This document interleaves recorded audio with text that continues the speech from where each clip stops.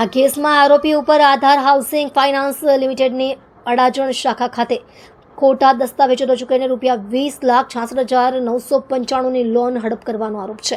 આરોપીએ Katargam wet road પાસે આવેલી એક મિલકત જે વાસ્તવમાં અસ્તિત્વમાં જ નથી તેના ખોટા શેર સર્ટિફિકેટ બનાવ્યા હતા.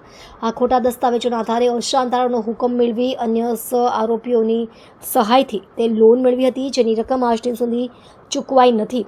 આ ગુનાની શંકા સામે આવતા પોલીસ કમિશનર શ્રી ગેહલોત દ્વારા આરોપીની ઝડપથી ધરપકડ કરવાની સૂચના આપવામાં આવી હતી. અડાજણ પોલીસ સ્ટેશનના પીઆઈ વી.એ. જોટાણા દ્વારા કેસનું માર્ગદર્શન કરવામાં આવ્યું હતું. Surveillance PSI N D. પટેલના નેતૃત્વ હેઠળ સર્વેલન્સ સ્ટાફના વિવિધ ટીમો દ્વારા આરોપીને શોધી કાઢવાનું કામ શરૂ કરવામાં આવ્યું હતું.